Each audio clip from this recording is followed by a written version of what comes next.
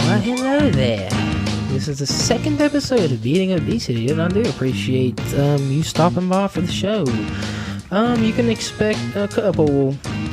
Well, one major topic I guess we discussed, which is I think the best approach to this whole weight loss and fitness thing, which is taking what I like to call small steps for success. So we dive into that and hopefully give you some tools you can use to start your path. So I hope you enjoy.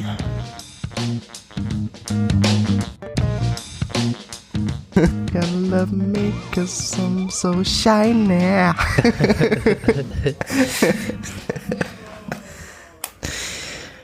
So how you doing today, Bray? Are we starting like right now? We're recording. Okay. Things live. Hopefully people are listening, hearing your sexy little voice. Starting off with a Thought you wasn't doing live. little song for a man or two. Anyways, Bree, how you doing today? I'm doing pretty good, Bray. How you doing, Bray? Doing pretty good, Bree. Had a nice little workout this morning. Nice. Got some sunshine and Sunshine. had a smoothie. Small bar. All kinds of pumped up. Got all them nutrients flowing to the brain. Got all them nutrients. Had me a pretty jauntly green smoothie. That's what you usually make. It is a preferred breakfast. See, I walk over and you got bushes of kale. Just showed them down in there. See, this one had 3 tablespoons of chia seeds. And then I threw 2 bananas, some chard, some broccoli. You say some chard? Yeah, some like rainbow chard. Like It's chard. it's a green, you know. Oh, You ever heard of chard? No, usually when I think of chard, like something's charred, like been like burnt. Yeah, this is I believe it was rainbow chard, but there's like all kinds of different ones. We're looking for the elusive chard today. The rainbow chard. Rainbow chard. Only He few- rarely comes out. Only though. a few exist in the wild, and you see like a leaf. There he is! There he is right over there! We gotta catch him. Gonna go in there barehanded. But yeah, I think that was it. Usually I add some more stuff, but it's kind of just whatever I have in the fridge at the moment. Yeah. It does seem like a good way to start the day. It's not too heavy. It's loaded with nutrients. Chicken and kale. Chicken and kale. Plus, it's pretty tasty if you make them right. Tasty you. Well, they do take a little bit to adjust to. You know, maybe if you're after used to like eating the last 3 years of just eating grains, maybe I'm if sure you're anything tastes pretty good. maybe if you're just used to eating cereal and Pop-Tarts and Hey, don't be hating. I'm not talking about you specifically, right? Yeah, I'm I just saw the look saying. in your eye. I'm just saying. Maybe if you're used to eating those things, then Passing judgment on me. I'm not passing judgment. And then those, but then yeah, those foods are definitely going to taste like pure shit. Like if you grab a big smoothie of kale and you're used to putting Pop-Tarts in your mouth, I mean, that is not going to I've taste made good. me some pretty tasty smoothies for. Well, yeah, Mostly fruits, though. Well, if you want to start out with, if you want to start out making smoothies, the best way I think to do it is to start on the higher end of fruit and lower end That's what I of was like doing. greens and nuts and seeds and things like that. Whenever I was making this smoothie, it was like one whole apple, maybe 2 if I was feeling frisky. If you're feeling a little excited. Maybe some pumpkin seed, a few cashews, big handful of strawberries, big handful of grapes, big handful of blackberries. Let's see if I put anything else in there. Yeah, see, that's pretty good. I think it may have been about it, but But might have then threw you some other just stuff in there. I'll throw some greens in there too, like just whatever you had in the fridge. Not a whole lot, just like a well, yeah, couple you just leaves. see, yours was mostly apples and strawberries and a little bit of everything else. But then over time, you just basically adjust the ratios, and then until you're just shoving handfuls of kale. you know down you there. don't require near as much of the fruit to flavor it, and then you can just start putting more and more of the greens, more and more of like the chia seeds or hemp seeds or pumpkin seeds. I like those things because they're really nutrient dense and got a lot of protein. Well, I mean, I like pumpkin seeds just like as they are, anyways. I just like munch on some pumpkin seeds. Yeah, really good for you. Have a lot of iron. A lot of iron in the blood. Yeah, gotta get that iron. You need that iron. But yeah, had me a smoothie, got me a good little workout in. Burnt them legs up. Did some. See, what did I do today? I've been trying to focus on some more in like I don't know how to describe it exactly. Like more in functional endurance, I suppose. Functional endurance. Yeah. Well, because endurance can be a multitude of things, but I'm trying to get to just generally prepared for the trail racing season. Oh yeah. You try to do some trail races this year? Yeah, definitely not probably going to peak at all, but I'm trying to get to the point because I did do that 10-mile one, and it was rough. Last year. 10 miles running anyways is pretty rough, but then when you add hills and holes and rocks and twigs and stuff you're going to watch out for, that makes it even rougher. Well, the funny story is I actually thought I was signing up for a 6.2 mile race. Yeah, I think you told me about this before. And then I didn't even realize it until I was like halfway through the race. I saw we was at 5.5 miles. Yeah. And I was like, all right, I have about a mile left. I'm just going to push it all out, everything I got, and finish this sucker. And so I started pushing harder towards the end, started really giving it, and then I got about 6.5 miles in. I was like, dang, this thing should be ending pretty soon.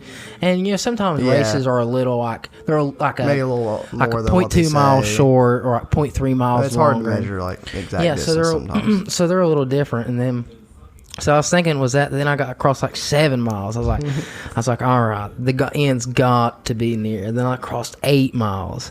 Then like 8.5, and then like once I started getting around 9 miles, like I finally realized, wait a minute, this is a 15K. That's like 10 miles, and I was like, and that's when I finally realized, like, oh, and yeah, my legs were pretty shot. I mean, 10 miles wouldn't have been too bad. Like, you wouldn't have just like burst it out there because you thought you was at the end for one. Well, 10 miles wouldn't have been too bad, like when I was running quite a bit. Yeah, but then I had the pretty annoying knee injury. Used to be eventually like you. Except for I didn't take no arrow to the knee. Just decided to give out on it. You're going pro if it wasn't for my bum knee. Well, and two, I repeatedly, I injured it a couple times, which made it. Yeah. But, so basically, yeah, my workouts right now are including a lot of like squat presses, kind of like multi-directional lunges and just like push-ups to renegade rows and just kind of like not super they build strength, but a lot of stability and control and being able to move your body in a lot of different directions, because I think that's really key into to not injuring yourself.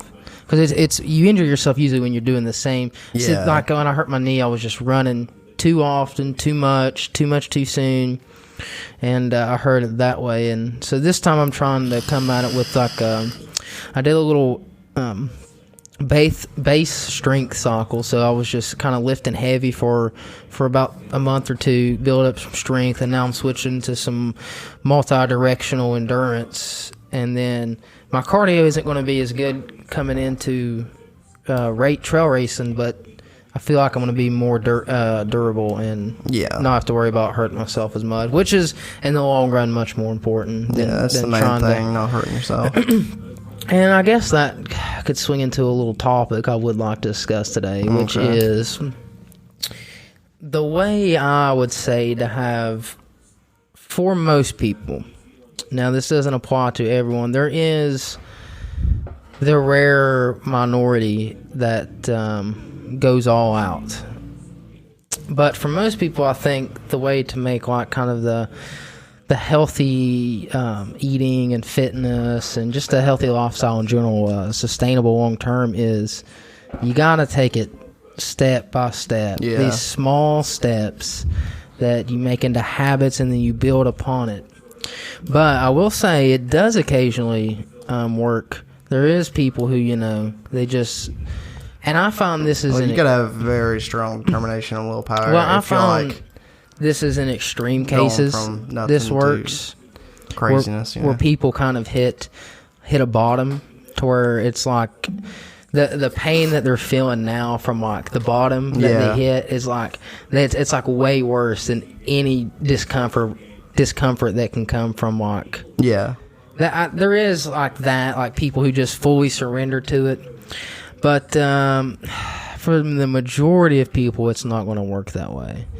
Like for the majority of people who they get all excited and they'll see like a product or some inspirational video or something, and they're all excited, all worked up. Tomorrow I'm going to wake up and eat a salad for breakfast and go on a 5-mile run. Yeah. And then they do it for like 3 days, and they're just like, what the fuck? Screw this. Like, I'm sore. All my food tastes like crap. I'm cranky. Like, none of this is going good. This doesn't work for me. This is just not meant for me. Get me a double cheeseburger.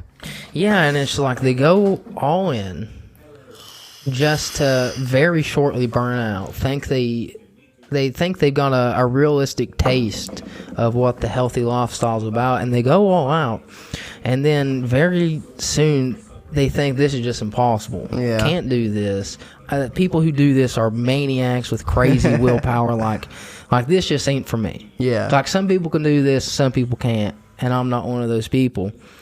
And I think a lot of people fall into that. And if you're one of the people who fall into it, I think the much more successful way to go is to take this next smallest step possible.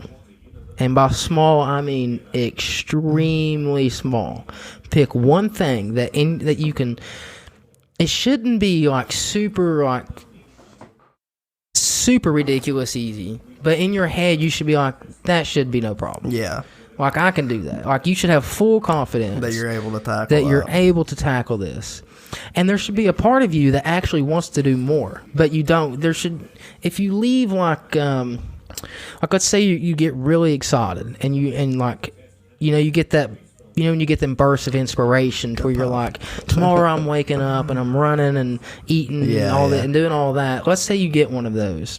My advice would be, instead of trying to go, balls to the wall right out and burning yourself out, is when you get that little inspiration, is try to make one actionable thing that you can implement. And it should be to where it's definitely throwing, a wrench in the system. It's definitely different than what you're used to, but it should be something so small that it does seem very manageable. And it should be something small enough to where you have that desire to still do more, but don't do more. Like keep that desire there to where you build on it instead of like burning it all out at once. So that's definitely my advice as far as that is small steps to success. Like that is much more sustainable and almost always works way better than just trying to go all out. Hey, slow and steady wins the race. Yeah, and it doesn't have to be nothing crazy. Like a few things I would suggest would be water.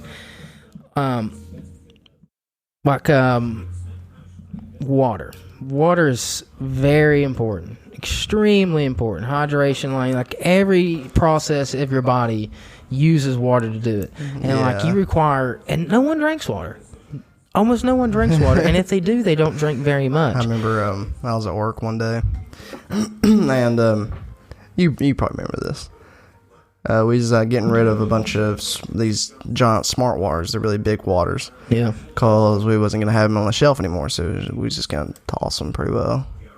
And the boss was like, I just thought it was funny the way she asked, like, you drink water? And you drink water. Like, well, if I didn't, I would die. Yeah. Well, most people, they'll grab like a Coke or a lot of people drink. They think a lot of people drink like sweet tea. Because they think, it's tea. It's better. But, no. Well, I mean, it could arguably, let's say there's some, antioxidants or polyphenols in the tea. I'm talking about, but it's still, like just a sugar-filled Yeah, I mean, if you're getting, like, completely organic dump. green tea, then, yeah, that's pretty good for you. But I'm talking about, like, if you're going to, like... You're basically... Mickey D's or, like... a Speedway it's or like something. It's like 1% better than like a Pepsi. And you're getting sweet tea. Have you seen the sweetener I put in that tea at work? No. It's like corn syrup, pretty much. It's really just a big bag. And it's like this big, and it's just filled to the brim with like this clear, like sticky liquid, which is basically just like a sweetener. You just doesn't it? And it's only got it's got 3 pots of water, this giant ass thing of sweetener, and then one whole coffee pot of like actual brewed tea. Yeah, so like those, yeah. Don't drink the sweet tea, people. Just get the regular tea. You can drink sweet tea. You can have a little sweet tea. You can put a little sweet in there. Here's what it is. I have no problem. Just don't have enough in there to give you a heart attack. With people making their own choices. Like, I'm all for that. Yeah.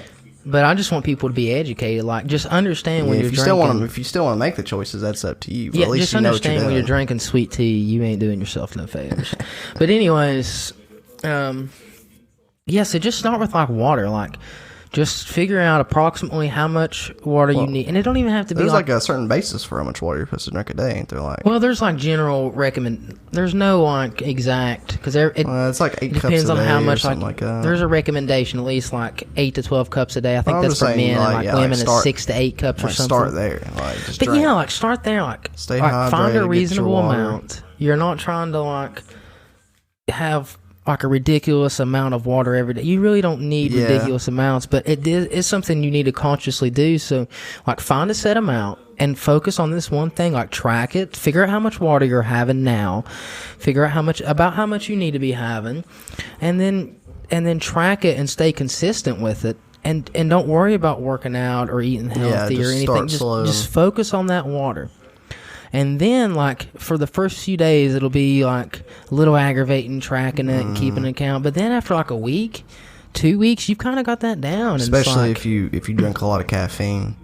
Because eventually, I remember when I was trying to switch off of pop and stuff, I was drinking more water. Like, the first couple of days, it ain't bad. But when you hit, like, the third, fourth day, you start getting some caffeine headaches. Well, I mean, you can have... Well, I mean, yeah, but I'm saying there's, like... Well, caffeine, I would... There's better ways to wean you off than just... Well, I mean, you can still have caffeine. I'm just saying there's a lot that can pop, and then the amount of pop used to that you drink, used to the amount, because that's one thing, you get the caffeine and sugar. That's why so many people drink it throughout the day, because they're having all these sugary foods, which drops their energy and causes their blood sugar to go up and then crash. So they're constantly having to have these sodas, like, give me the caffeine and give me the sugar, get everything up and ramped up. Gotta go. Get that Red Bull in the morning. Yeah, but so if you just start with like water, or you could have like sunshine is super, super important. This is a thing I've learned about recently, is like circadian rhythms and how how that affects everything in your body.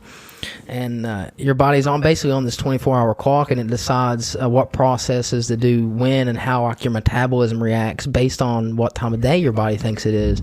So a lot of people don't get no sun, and this is one I've tried to work on recently because I'm really bad. I could just be in the house all day. Yeah, I mean, but maybe that's something you start with. Like, I'm going to get 15 minutes of just start waking up every morning. Sunshine a day.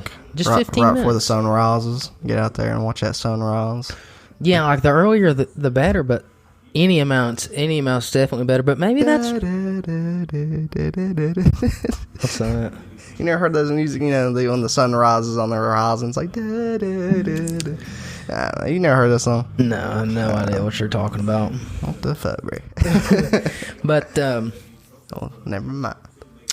But maybe that's where you start, like 15 minutes of sun a day. Like, that's a good goal to start with. Or maybe, like once you start breaking into the nutrition area, instead of like, I'm going to eat healthy every day and I'm only going to eat this and this, like just decide like my breakfast is going to be healthy. Yeah. Like pick the meal you have the most control of when you have the most time to sit down and cook. And breakfast is a good one too, because it sets your day. And if you have like a breakfast that's like a huge sugar spike, like just that's going to kind of throw you off. Krispy Kreme donut. The rest of the day. So I recommend breakfast, but like just decide that your breakfast is going to be healthy. You're going to have a smoothie for breakfast, and then don't worry about what you're doing the rest of the day. Don't worry about any of the other meals. Don't worry about any of that. Just worry about your breakfast. Yeah, start out breakfast. I think that would help quite a bit if people just quit trying to rush to these crazy extremes. Quit trying to do the next crazy diet. I mean, there's like the strict paleo, vegan, ketogenic. People get excited about these diets. Like the keto diet is super popular, and I mean it's effective for certain things, but it's so restrictive. Like, are you really going to be able to stick with that for the rest of your life? Like, are you going to be able to even stick with that in 2 weeks? Because what's the point if you stick with it 2 weeks, and then you lose a few pounds, and then it just, you fall off, and you're screw this, and like you've done nothing for yourself. Yeah, you get to a certain point, and then and all you've done is shown. It's kind of like reinforced. Well, when you do that too, you reinforce the idea that this isn't for me. I can't do this. You get it stuck in your head. I've tried, because so many people try these diets and they fail, and they think it's just a lack of discipline and willpower, and they think, I just don't have the discipline. I just don't have the willpower. This ain't gonna work for me.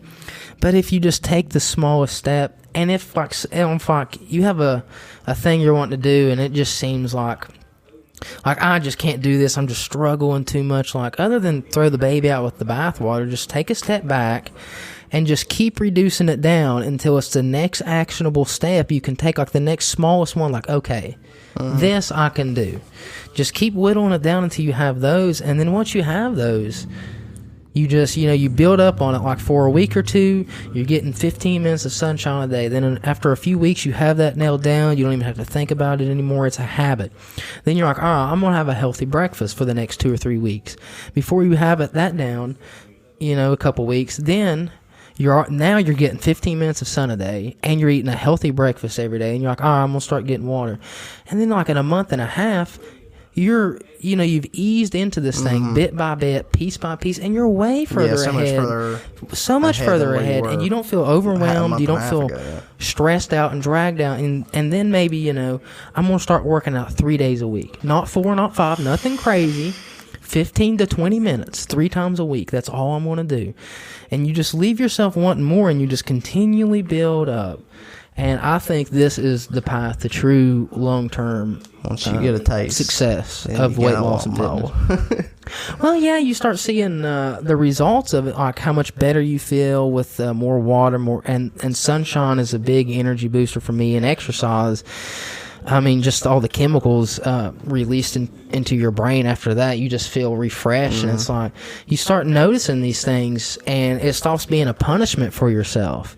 It's not something like, oh, I ate this, I did this, I have to go force myself to work out. And it gets to be like, oh, if I work out today, I get to be more energized, I get to think clearer, I get to go out and move my body and explore the world. And like you start associating positive reinforcements behind it, and you get this like powerful base engine build up that can just keep you keep adding more and more layers, and you can just keep pushing it through.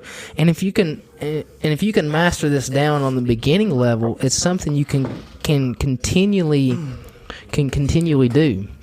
Like if once you learn, like I added 15 minutes of sunshine, I added the water, I added the one healthy meal, I started walking a little bit, then you can just keep building on that. Yeah. Like, you know what to do. You just need to figure out the next thing to do. Once you got a good platform, you're able to just build on top of that. It's like it's not so much the specifics, but like the general tools and principles that you can take, and just keep building on it to where you get wherever you want to go. And that seems like, to me, from what I've seen, which most fitness and diet things don't market it that way. It's all about how much weight you can lose as fast as you can. Yeah, like it's how in always shape about how you much can you get. can lose, how fast. Yeah, and the next super intense double max 30, lose 20 pounds in your first week or your money back. Yeah, but the way you're losing 20 pounds is maybe eating like a boiled egg in the morning and nothing else. The military diet where you eat I think it was 2 boiled eggs, like 2 boiled eggs and then toast, and then you have 1 scoop of ice cream for lunch, and it's all this is just enough to keep you running. Is extreme calorie deficit. That's all. You're gonna lose weight that way, obviously. Are you gonna be able to do that forever though? No. What do you do after that? Yeah. After those 3 days, you lost 6 pounds. I can already tell you one problem with the whole egg things every day. Eggs are super high in cholesterol. You don't want to eat eggs every day. Well, that's a whole nother topic. Well, I'm just saying these diets aren't exactly built to be the healthiest thing. They're not the healthiest. I'm not saying about all of the diets. I'm just saying these. But they're also some of the programs that are meant for a certain amount of time. They're not built for sustainable habits. They're built to lose as much as possible. Attract as many people as possible, and get as many people either to give their money or sign up as possible. They don't care about how many people stay or supporting people long term. Just give me your money, sign up for my thing. And unfortunately, in a way, they do give you what they promise. Like, you do lose 6 or 7 pounds, but you think the diet works because I lost the weight. Yeah. It's me that don't work because I quit doing it. After a week, I can no longer eat 2 boiled eggs in the morning and ice cream, one spoon of ice cream in the evening. Like after a while, that don't work. But they saw some results, so they think the diet works. It's me that doesn't work. It's me that doesn't have the discipline, the willpower. When in reality, it's these diets that are setting you up for fail, not giving you the tools to make it sustainable and long term. And yeah, that's what I say about that. What do you think about that, Voss? I agree, Bree. I think you definitely can't just throw everything you got at this giant ass problem right off the bat. You got to take it one step at a time to figure out your own solution. And you figure out what works for you as well. Because what works for one person may work not at all, or maybe less or better for other people. Yeah, and you get to enjoy the process a little bit. Like, it's not a miserable. It's not like every time. Like, you think about your next meal or your next workout, like, you just look at it with dread, and you're just, it tastes so shitty, and I don't want to work out. It's going to hurt so bad. Instead of that, you always have them days where you feel lazy or you just want junk food, but that's a different thing. But if you can make this at least somewhat enjoyable and take it these small steps at a time, you can watch yourself build and change, and it's not like this hellhole you have to endure because then people think too, like, okay, this diet works, but screw doing this the rest of my life. I would rather be fat and sick than have to deprive myself like this every single day. But if you can ease into that slowly and and then you can play around with it and find what works for you and tweak things here and there and just take your time and have fun with it and just build on and not worry so much about how quick you can lose weight or how extreme you can go or the quickest results possible. Like, enjoy the journey. Yeah, it's always about. Well, the thing about the destination is pretty nice too. All the valuable stuff comes from the process too. Because it's like, once you lose the weight, it's like, okay, well, what now? It's really what you learn through the whole process of losing the weight that you realize is so valuable at the end, that you can apply to so many aspects of life and all the little things and you've learned in knowledge, other than it just being like extreme hardcore fitness where you've just, for a year, you hated waking up and working out and you force yourself to eat this and then you're just like, you lost this weight, but who cares? You're miserable. You like what's the point in that? Yeah. To me, that there is no point in that. I want to make this as easy for people as possible, give them the tools and tips to just walk them through this, because obviously, if you look at the statistics, the people who start and finish work, like start on diet plans and fitness plans, like there's millions of people, like maybe 10% of it, I doubt even, maybe 7% of it, maybe not. I'm not sure. Like maybe 7% of people actually stick with it. But so just take it slow, people. Take it slow. If you like the show, please subscribe, and also I would really appreciate a review on whatever platform you're listening on. iTunes review. All that good stuff. And you can also, if you want to get closer to me and maybe send me a message, see what's going on, you can follow me at Tim Maynard Fitness on Instagram. Hope you all have a great day, and this has been Beating Obesity.